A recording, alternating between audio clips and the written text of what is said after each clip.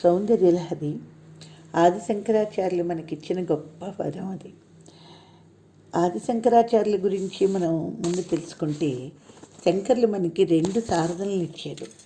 ఒకటి ఆరాధ్య సారథ, రెండు అధ్యయన సారథ. ఆరాధ్య సారథ అంటే మనకి ఈ పీఠాలు, శృంగేరి పీఠం ఇవన్నీ కూడా.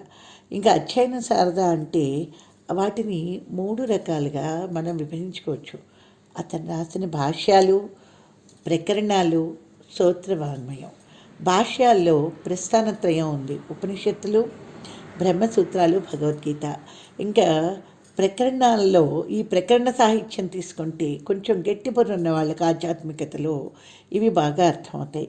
అవి వివేక చూడమని, అపరోక్షానుభూతి, ఇవన్నీ కూడా. ఇంకా స్తోత్రవాంగ్మయానికి ఇంకా అంతే లేదు. చక్కగా మనకి కనకధార స్తోత్రం, భజగోవిందం, అవన్నీ ఎక్కడైనా మర్చిపోగలవా అసలు? ఆ కనకధార స్తోత్రంలో శ్రీ విద్యా రహస్యాలన్నీ కూడా నిక్షిప్తం చేశారు. వాటి వికసన స్వరూపమే సౌందర్యలహరి. ఈ సౌందర్యలహరికి అతని పరమ గురువులైన గౌడ భగవత్పాదుల వారు రాసిన శుభగోదయ స్తుతి అనేది ప్రేరణగా తీసుకుంటారు. ఇందులో దీని నుంచే శంకరాచార్యుడు ప్రేరణ పొంది శివానందలహరి, సౌందర్యలహరి అని రెండు కావ్యాలను రచించారు. సౌందర్యలహరిలో ఉపాసన పద్ధతులు, మర్మాలు అన్నీ కూడా ఉండడం వల్ల దీనికి 32 వ్యాఖ్యానాలు ఉన్నాయి. మన తెలుగు వాళ్ళలో లోళ్ళ లక్ష్మీధరుడు అని అతను సంస్కృతంలో దీనికి చక్కగా వ్యాఖ్యానాన్ని రాస్తే, పాశ్చాత్య బ్రౌన్ లాంటి వాళ్ళు కూడా దీన్ని చక్కగా వ్యాఖ్యానించారు ఉపాసన చేసి. ఇంకా మనకి తీసుకుంటే దీనికి ఒక కథ ఉంది సౌందర్యలహరి అంటే. సౌందర్యలహరి చదవడానికి ముందు మనం ఒక మనోభూమికని ఏర్పాటు చేసుకోవాలన్నమాట. దానికోసం ఈ కథ విని దాన్ని ఎలా అర్థం చేసుకోవాలి, ఆ సాహిత్యాన్ని అనేది మనకి కొంత అర్థం అవుతుంది. శంకరాచార్యుల వారు ఒకసారి పార్వతీ పరమేశ్వరుని దర్శించుకోవడానికి వెళ్ళినప్పుడు వాళ్ళిద్దరూ కూడా ఆదిశంకరాచార్యుడికి శివుడు 5 లింగాలను ఇస్తే అమ్మవారు ఒక పుస్తకాన్ని ఇచ్చిందట. అవి పట్టుకొని వెనక్కి వస్తూ ఉంటే నందీశ్వరుడు ఏమిటిచ్చారు అమ్మవారు, అయ్యవారు అంటే, ఇగో ఇవి ఇచ్చారని నందీశ్వరుడికి ఇచ్చారట ఆయన. అంటే 5 శివలింగాలు శంకరాచార్యుడికి ఇచ్చేసి, ఇవి భూలోకంలో ప్రతిష్ఠ చేసుకో అని చెప్పి పుస్తకంలో మాత్రం సగభాగమే ఇచ్చేట. అదేంటది అంటే, ఇంతవరకు మానవులకు చాలే, ఆ మిగిలింది ఇప్పట్లో తెలుసుకునే టైము, అర్హత వాళ్ళకి ఇంకా రాలేదు అని చెప్పేట. అతను ఏమైనా తక్కువవాడా అండి? నందీశ్వరుడు అంటే శ్రీ విద్యా ఉపాసకుడు కాబట్టి. అయితే ఇప్పుడు ఏం చేయాలి అని శంకరాచార్యుడు బాధపడుతూ ఉంటే, అమ్మవారు అందుట, ఆ మిగిలిన సగభాగం నువ్వు రాయవయ్యా అందుట. అంటే ఇప్పుడు ఈ కథ ఎందుకు చెప్తున్నారంటే, మనకి సౌందర్యలహరిలో ఉన్న 100 శ్లోకాల్లో 41 శ్లోకాలు ఒక రకంగా ఉంటాయి, 59 శ్లోకాలు ఒక రకంగా ఉంటాయి. 41 శ్లోకాల్లో ముందు 41 శ్లోకాలని ఆనందలహరి అంటారు, తర్వాత 59 శ్లోకాలకి సౌందర్యలహరి అంటారు. ఈ 41 శ్లోకాల్లో కూడా మంత్ర, తంత్ర, యంత్ర, తత్వ, ఉపాసన, కుండలిని, యోగ రహస్యాలు ఎన్నో నిక్షిప్తం చేశారు శంకరాచార్యుల వారు. ఇంకా 59 శ్లోకాల్లో 2వ భాగంలో అమ్మవారిని శిరస్సు నుంచి పాదాల వరకు వర్ణించారు. కాబట్టి ఈ ఆనందలహరిలో మళ్ళీ మనకి ఫస్ట్ పార్ట్, సెకండ్ పార్ట్ అని 2 పార్ట్లుగా చూడకుండా దీన్ని ఒకటే భాగంగా చూడాలి, ఒకటే గ్రంథంగా మనం గమనించాలి. ఎందుకంటే ఈ రకంగా విభజించడానికి ముందే ఆ అమ్మవారిని శిరస్సు నుంచి పాదాల వరకు వర్ణించి తర్వాత ఆవిడలో ఉండే అంతర్గత తత్వ విజ్ఞానాన్ని తర్వాత చెప్పచ్చు కదా 41 శ్లోకాల్లో. అలా చెప్పలేదు. ఎందుకంటే మానవుల అల్పజ్ఞత శంకరాచార్యుడికి బాగా తెలుసు. ముందే కానీ ఆవిడ వర్ణన చేస్తే అల్పబుద్ధితో ఏ సాధకుడైనా తప్పు మార్గాన్ని పోవచ్చు అని చెప్పి ముందు ఆవిడ తత్వ విజ్ఞానాన్ని 41 శ్లోకాల్లో, అంటే ఆవిడ ఒక మంత్ర, తంత్ర, యంత్ర, తత్వ, ఉపాసన, కుండలిని, యోగ, ఈ అనుష్ఠాన సాధన రహస్యాలన్నీ నిక్షిప్తం చేసిన శ్లోకాల్లో వివరించి సాధకుడిని ఒక ఉన్నత స్థాయికి తీసుకెళ్ళి అమ్మవారి తత్వాన్ని ఆ మనసులో ఆవిష్కరింప చేస్తూ అలాంటి అమ్మవారికి ఒక సాకార రూపాన్ని ఇచ్చి అనుష్ఠించడానికి కావాల్సిన సులభతరమైన మార్గాన్ని అతను అందించడానికి ప్రయత్నించారు. అంటే అమ్మ రూపం ద్వారా అమ్మ తత్వాన్ని ఆవిష్కరించాలన్నమాట. సౌందర్యలహరిలో సౌందర్యం అనేది ఉంది. ఈ సౌందర్యమే అందమా, అందమే ఆనందమా అంటే ఇక్కడ శివానంద లహరిలో కూడా శివానంద లహరి అన్నారు, సౌందర్య లహరి అన్నారు. కాబట్టి శివశక్తుల సమ్మిళితంగా సాగే ఇతని వాంగ్మయంలో అమ్మ వేరు శంకరుడు వేరు అని కాదు. శంకరాచార్యుడి దీపం అయితే దాన్ని ఆవరించుకున్న వెలుగే అమ్మ. అంటే ఇప్పుడు అమ్మలో ఉండే ఆ చైతన్యమే వెలుగుగా ఆ దీపంలో ఉందన్నమాట. కాబట్టి మనకి లలితాదేవిగా ఆవిడని మనం త్రిపురాల్లో వ్యాపించిన ఆ శక్తిని అతి లావణ్యవతి అనే లలితాదేవి, లోకాతీత లావణ్యం ఉంది కాబట్టి ఆవిడ లలిత అన్నారు. కాబట్టి ఈ అలౌకికమైన అనుభూతితో చెప్పిన ఈ మహా రహస్యాలన్నీ కూడా మనం 4 రకాలుగా దీన్ని విభజించుకుంటే ఇవి స్థూలము, సూక్ష్మము, సూక్ష్మతరము, సూక్ష్మతమము అనే 4 స్థాయిల్లో దీన్ని మనం గ్రహించుకోవాలి. అంటే ఏ పదార్థానికైనా కూడా 5 దోషాలు ఉంటాయి. అంటే అవి పుట్టడం, ఉండడం, పెరగడం, క్షీణించడం, నశించడం, ఇలాంటి 5 లక్షణాలు ఉంటాయి. అంటే ఏ ఏ వస్తువైనా తీసుకోండి, పుడుతుంది, ఉంటుంది, మార్పు చెందుతుంది, పెరుగుతుంది, క్షీణిస్తుంది, నశిస్తుంది. ఇలాంటివి ఏమీ లేని అనవద్య ఆవిడ. కాబట్టి ఇది స్థూల రూపం. అంటే అలాంటి ఒక స్థూల రూపాన్ని, అంటే ఈ దోషాలు లేని ఒక స్థూల రూపంతో మహా సౌందర్యవంతమైన ఒక రూపం. ఆ రూపానికి సూక్ష్మం ఏమిటంటే మంత్రం అన్నమాట.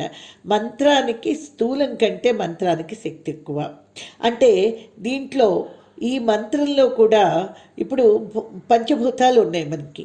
ఈ పంచభూతాల్లో ఉండే శక్తి, పంచభూతాలు మనకి భూమి, నీరు, ఆకాశం, అగ్ని, ఇవన్నీ పైకి కనిపిస్తూ ఉంటాయి. వీటిలో ఉండే శక్తి మళ్ళీ వేరు. ఆ శక్తి ఉంటేనే వాటికి ఆ విలువ ఉంటుంది. ఆ శక్తే వాటి సౌందర్యం. కాబట్టి ఆ వస్తువులకి అవి ఉంటేనే వాటి సారం అన్నమాట. అవి ఉంటేనే వాటికి విలువ. కాబట్టి అలాంటిది ఆ శక్తిని మనలో ఉద్దీపింపచేసేదే మంత్రం. ఈ మంత్ర విజ్ఞానాన్ని అతను మూలమంత్రంగా మనకిచ్చారు. అంటే పంచదశి మహామంత్రం. ఈ పంచదశి మహామంత్రంలో 3 కూటాలు ఉంటాయి. వాగ్భవ కూటం, మధ్య కూటం, తర్వాత శక్తి కూటం. ఈ వాగ్భవ కూటం ముఖానికి సంబంధించింది. ముఖం వరకు అంటే మన పంచ జ్ఞానేంద్రియాలు ఇవన్నీ కూడా ముఖంలోనే మనకు ఉంటాయి. తర్వాత మధ్యకూటంకి వచ్చేసరికి మెడ నుంచి నడుం వరకు అనమాట. తర్వాత శక్తి కూటం నడుం కింద భాగం అనమాట. అంటే ఈ 3 భాగాలుగా ఆవిడని మనం మొత్తం ఈ మంత్రస్వరూపంలో మనం ఆరాధిస్తాం.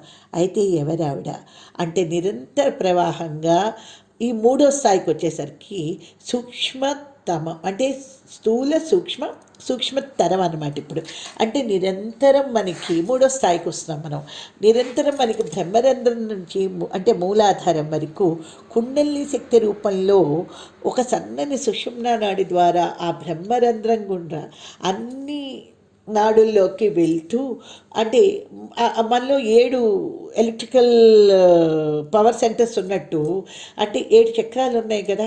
అవి ఏంటవి? మూలాధారం, స్వాధిష్టానం, మణిపురకం, తర్వాత అనాహతం, విశుద్ధి, ఆజ్ఞ, సహస్రారం. ఈ 7 అంటే 6 చక్రాల ద్వారా వెళ్ళి మెయిన్ పాయింట్స్ 6 అనమాట.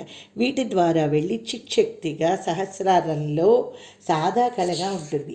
ఆ సాదా కళ ఆ సూక్ష్మతరమైందే 4వ దీంట్లో సూక్ష్మతమంగా ఆ సాదా కళ వ్యక్తపరిచే ఒక ప్రవాహం, నిశ్శబ్దమైన ప్రవాహం మనలో 72,000 నాడుల ద్వారా మనలో ప్రవహించి, మనలోనే కాకుండా చరాచర జగత్తులో ప్రవహించి ఈ సృష్టి సౌందర్యాన్ని ఇనుమడింపచేస్తూ తనలోంచి వ్యక్తం చేసి వాటిని పోషిస్తూ మళ్ళీ తనలోనే లయం చేసుకుంటూ లయమైన తర్వాత మళ్ళీ వాటిని ద్రష్టగా చూస్తూ ఆ కామాక్షి స్వరూపాన్ని ఇక్కడ సౌందర్య లహరిగా శంకరాచార్యుడు వారు వర్ణించడం జరిగిందనమాట.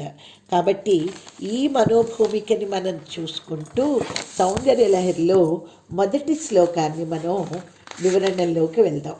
ఇది మొత్తం సౌందర్య లహరిలో ఉండే సారం అంతా కూడా ఈ శ్లోకంలో పెట్టారని మనం చెప్పుకోవచ్చు.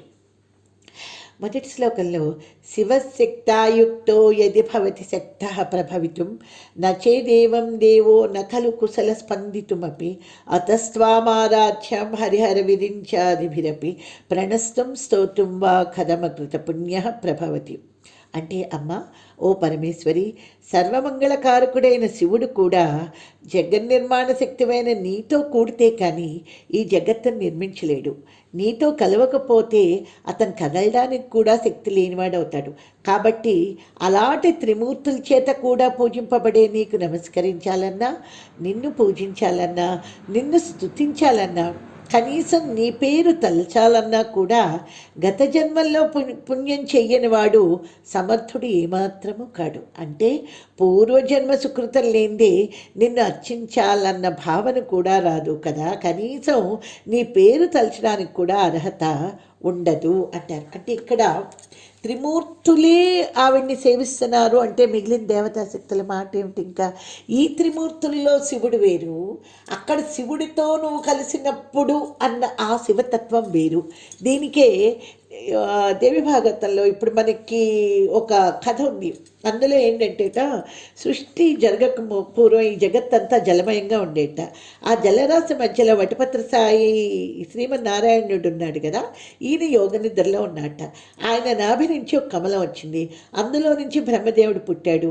ఆ రకంగా పుట్టిన బ్రహ్మదేవుడు తాను ఏ రకంగా పుట్టాను అని ఆలోచిస్తూ ఉంటే తప తప అని నీళ్ళ శబ్దం వినిపించింది. దాని ప్రకారం తాను పుట్టిన పద్మంలోనే కూర్చొని తపస్సు చేయడం మొదలెట్టాట. ఇలా 1000 సంవత్సరాలు గడిచాయి. విష్ణుమూర్తి చెవిలోని మలిన పదార్థం నుంచి మధుకైటబులు అనే రాక్షసులు జన్మించారు. బ్రహ్మదేవుడితో యుద్ధానికి సిద్ధపడ్డారు. ఆఖరికి ఏమవుతుంది, పరమేశ్వర సాయంతో కైటబ సంహారం చేశాడు విష్ణుమూర్తి. అప్పుడు త్రిమూర్తుల్లో 3వ వాడైన రుద్రుడు కూడా అక్కడికి వచ్చాట.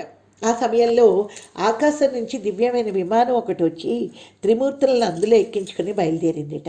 అలా ఆ విమానం 7 సముద్రాలు దాటి మణిద్వీపం చేరింది. అందులో కల్పవృక్షాల వనం, ఆ వనం మధ్య చింతామణులతో నిర్మించిన భవనం, అందులో త్రికోణాకార మంచం మీద ఒక దివ్యమంగళ విగ్రహం, ఎర్రని వస్త్రాలు ధరించి ఎర్రచందనం శరీరానికి పూసుకొని సర్వాలంకార యుతమై కోట్ల కొలిది సూర్యకాంతులతో ప్రకాశిస్తున్నది ఒక ఆవిడ కూర్చున్నది శ్రీచక్రం మీద. ఆవిడ చేతుల్లో పాసం, అంకుశం, ధనుర్బాణాలు ఉన్నాయి. దేవతలందరూ ఆవిడికి సపర్యలు చేస్తూ హృల్లీకి భువనేసి అని జపిస్తున్నారు. అక్కడ తిరుగుతున్న సుఖసారికాలు కూడా హ్రీంకార జపం చేస్తున్నాయట. ఆవిడే పరమేశ్వరి, ఆవిడే జగన్మాత. అందుకే హ్రీంకారాసన గర్భిత నలసికాం సౌ క్లీం కళాం బిభ్రతీం సౌవర్ణాంబరధారిణీం వరుసదాం దౌతాం త్రినేత్రోజ్వలాం వందే పుస్తకపాసమంకుశధరాం సత్పూషితాముజ్వలాం త్వాం గౌరీం త్రిపురాం పరాత్పరకళాం శ్రీచక్ర సంచారిణి. అంటే ఇక్కడ హ్రీంకారాసన గర్భిత నలసికాం సౌక్లీం కళాం బిభ్రతీం సౌవర్ణాంబరధారిణీం పరసుధాం సౌధాం త్రినేత్రోజ్వలాం అంటున్నారు. అంటే త్రిమూర్తులు ముగ్గురు ఆవిని ఈ విధంగా పరిపరి విధాల స్థుతి చేశారు. ఆ తర్వాత బ్రహ్మదేవుడు, తల్లి నీవు స్త్రీవా లేక పురుషుడివా, ఏకమేవా ద్వితీయం బ్రహ్మ అన్న వేదవాక్యానికి అర్థం నీవేనా, మాకు వివరించవలసింది అన్నమాట. దానికి ఆ పరాశక్తి, త్రిమూర్తులారా నేనే పరాశక్తిని, పరబ్రహ్మ స్వరూపాన్ని, నాకు నామరూపాలు లేవు, లింగభేదాలు లేవు. ఈ చరాచర జగత్తంతా నాతోటే సృష్టించబడింది. సర్వకర్తను సర్వభోక్తను కూడా నేనే. నేను లేనిదే ఏ వస్తువు లేదు. నేను లేకపోతే ఏ శక్తి అయినా సరే అశక్తి అవుతుంది. అంతదాకా ఎందుకు, నేను లేకుండా మీ ముగ్గురు కూడా ఏ పని చేయలేరు. బ్రహ్మ సృష్టి చేయలేడు, విష్ణు పోషణ, రుద్రుడు లయం కూడా చేయలేరు. శక్తితో కలిస్తేనే బ్రహ్మ లోకాలను సృష్టించగలుగుతాడు, విష్ణు లోకాలను రక్షించగలుగుతాడు, రుద్రుడు లయం చేయగలుగుతాడు. అనంతుడు, ఆదివరాహం, ఆది కూర్మాలు కూడా శక్తి ఉంటేనే భూమిని మోయగలుగుతున్నాయి కదా. అంతదాకా ఎందుకు? నీరు, నిప్పు, గాలి వీటికి కూడా శక్తి లేకపోతే కేవలం పేర్లే మిగులుతాయి. అందుకే నేనే పరమేశ్వరిని, పరమాత్మని, పరబ్రహ్మ స్వరూపాన్ని. ఈ జీవులంతా పుడుతూ మళ్ళీ జన్మిస్తూ పుడుతూ ఉంటారు. కర్మ పూర్తిగా క్షయం అయ్యేదాకా ఈ రకంగానే జరుగుతూ ఉంటుంది. కర్మక్షయం అయితే పునర్జన్మ ఉండదు. అదే సాయుధ్యం అని అంటుందన్నమాట. అందుకని ఇక్కడ దీంట్లో మనం తెలుసుకోవాల్సింది ఏంటంటే, పరమేశ్వరి అనేది కొన్ని వేల కోట్ల సూర్యుల కాంతితో ప్రకాశిస్తోంది. ఆ కాంతి నుంచి అగ్ని 108 కిరణాలు, సూర్యుడు 116 కిరణాలు, చంద్రుడు 136 కిరణాలు మాత్రమే తీసుకోగలిగారు. వీటి వల్లనే ఈ జగత్తు ప్రవర్తిల్లుతోందనమాట. ఈ రకంగా కాంతినిచ్చే సూర్య చంద్రాగ్నులకు కూడా కాంతిని ప్రకాశాన్ని ఇచ్చేదే ఆ పరమేశ్వరి. ఈ పరమేశ్వరి ఎలా ఇస్తుంది అంటే, ఇది ఈ సృష్టిగా పరిణామం చెందక ముందు నిర్వికారమైన శక్తి ప్రవాహంగా ఉంది కదా, అది శివుడు. శివతత్వం అంటే అనంతమైన ఆ శివతత్వం వేరు, లయం చేసుకుని తత్వం వేరనమాట. అక్కడ ఆ శివతత్వం అనేది నిరాకార నిర్గుణ చైతన్యం అనుకుంటే, అందులో నేను సృష్టిగా పరిణామం చెందుతాను. ఆ నేను అనే స్పందన ఎప్పుడైతే వచ్చిందో, నేను వేరు, ఆ సృష్టిగా పరిణామం చెందుతానన్న పదార్థం వేరుగా రెండుగా మారింది. అదే కామేశ్వరి, కామేశ్వరులు. అలాగ మారినప్పుడు, అలా ముందు ఉన్నప్పుడు అతను నిరాకార చైతన్యం. ఎప్పుడైతే నేను పరిణామం చెందుతానని కామం వచ్చిందో కామేశ్వరుడయ్యాడు. అలాంటి కామాన్ని అతనిలో ప్రజ్వలనం చేసిన ఆ మహాశక్తే కామేశ్వరి. అందుకే ఆయనే ఆ ఇచ్ఛ కలంగానే, అంటే సృష్టికి ఇచ్ఛాశక్తి, జ్ఞానశక్తి, క్రియాశక్తి ఈ మూడు ఉండాలి కదా ఏది చేయాలన్నా. ఇలా నేనే పరిణామం చెందుతాను అన్నది ఇచ్ఛాశక్తి అయితే, దాన్ని ఎలా పరిణమించాలి అన్న ఒక టెక్నిక్, ఒక జ్ఞానం, అదే జ్ఞానశక్తి. అది చెయ్యడం అంటే ఆ రకంగా చేస్తానన్న పనిని గావించి మెటీరియలైజ్ చెయ్యడాన్ని క్రియాశక్తి అన్నారు. ఈ మూడు శక్తులు మన నిత్య జీవితంలో మనకి ఉంటూనే ఉంటాయి. ఇప్పుడు ఎక్కడికైనా వెళ్ళాలి అనుకునేది ఇచ్చ. ఎలా వెళ్ళాలి? బస్సు మీద, కారు మీద, నడిచా, దాని జ్ఞానం అనమాట, ఏ రకంగా వెళ్ళాలి. అలా వెళ్ళడం క్రియాశక్తి అనమాట. ఈ మూడు అన్ని చోట్ల ఇంతకు మించి ఇంకొకటి లేదు. అంటే ఏంటి? ఆ జ్ఞానమే యాజ్ అబో సో బిలో అంటారనమాట. అక్కడ ఏదైతే ఉందో అదే తానుగా పరిణామం చెందింది కాబట్టి అందరిలో కూడా ఆ విధమైన వ్యవహారమే జరుగుతూ ఉంటుందన్నమాట. అంటే ఏంటి? మనలో ఉండే ఇంద్రియాలు, మనసు, బుద్ధి, మహత్తు, అవ్యక్తం, ఇవన్నీ కూడా మనకంటే అతీతమైన చిచ్చక్తి ద్వారా నడపబడుతున్నాయి. అంటే ఇంద్రియాల కంటే మనసు శ్రేష్టమైంది, మనసు కంటే బుద్ధి శ్రేష్టమైంది, బుద్ధి కంటే మహత్తు శ్రేష్టమైంది, మహత్తు కంటే అవ్యక్తం శ్రేష్టమైంది, అవ్యక్తం కంటే పరబ్రహ్మ శ్రేష్టమైంది. కాబట్టి ఈ సృష్టి ప్రారంభానికి ముందున్న నిరాకారుడు, నిర్గుణ స్వరూపుడు పరబ్రహ్మ అతను. కాబట్టి అది ఒక రూపం పొందితే అదే పరమేశ్వరి. సృష్టి ప్రారంభానికి ముందు నిరాకారంగా ఉన్న ఆ పరమేశ్వరుడు సృష్టి చెయ్యాలనే సంకల్పంతో తనను తానుగా రెండుగా విభజించుకున్నాడు. వాళ్లే శివాశివులు, పరమేశ్వరి పరమేశ్వర్లు, శివశక్తులు. వారి సమాగమ ప్రదేశమే శ్రీచక్రం. ఒక్కసారి ఇలా మంత్రశాస్త్రంలోకి మనం చూస్తే శివ అంటే 4, శక్తి అంటే 5 వెరసి 9 చక్రాల్లో అల్రారే ఆ శ్రీచక్రమే దీన్నే నవయోన్యాత్మకం అంటారు. ఇందులో శివచక్రాలు 4, శక్తి చక్రాలు 5 వెరసి 9 చక్రాలు ఉంటాయి. ఇదే చరాచర జగత్తుకి, విశ్వమానవాళికి ప్రతీక. కాబట్టి ఈ శక్తి లేకపోతే సాక్షాత్తు ఈశ్వరుడికి కూడా సృష్టి స్థితి లయాలు చేయడం సాధ్యం కాదు అని చెప్తున్నారు. అంటే ఇప్పుడు మనకి అర్థమైంది కదా. ఈ శ్లోకం ఇప్పుడు మళ్ళీ మనం చదివితే ఈ మనోభూమికలో ఈ భావాలతో ఈ శ్లోకాన్ని ఒక్కసారి మళ్ళీ మనం చదివితే దాంట్లో ఉండే ప్రతి పదంలో ఉండే అంతరార్థం మనకి అర్థమవుతుంది. శివశక్తాయుక్తో యది భవతి శక్తా ప్రభవితం నచేదేవం దేవో నఖలు కుశల స్పందితుమపి అతస్వామారాధ్యాం హరిహర విరించాదివిరపి ప్రణస్తం స్తోతుం వా కథమకృత పుణ్య ప్రభవతి. అంటే అమ్మ, ఓ పరమేశ్వరి, సర్వమంగళకారకుడైన ఆ పరమేశ్వరుడు కూడా జగన్నిర్మాణ శక్తిమైన నీతో కలిస్తే కానీ ఈ జగత్తును నిర్మించలేడు.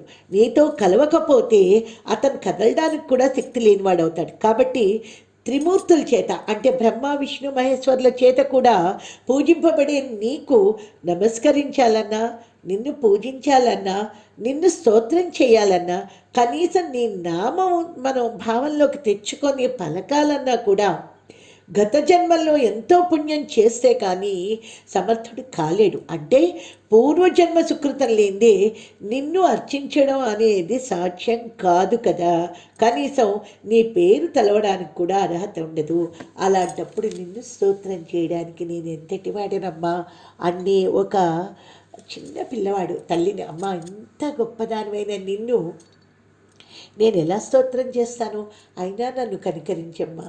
ఈ శక్తి, నిన్ను స్తోత్రం చేయాలన్న శక్తి కూడా నువ్వే ఇచ్చావు కాబట్టి నువ్వే నాకు దారి చూపించి నా అణువులో కూడా నువ్వే ప్రతిఫలిస్తున్నావు. ఆ జ్ఞానం నాకు అనుక్షణం నాకు ఉండేటట్టుగా, అలాగే సృష్టిలో అంతటా నువ్వే ఉన్నావు కాబట్టి ఆ చూసే శక్తి నా కళ్ళకి నా మనసుకి ఇవ్వమ్మా అనే ఒక విన్నపంతో ఈ సౌందర్యలహరి ఆధ్యాత్మిక చింతనతో అంటే ఆ స్థాయిలో ఉన్న మనోభూమికతో ప్రారంభించారు ఆది శంకరాచార్యుల వారు.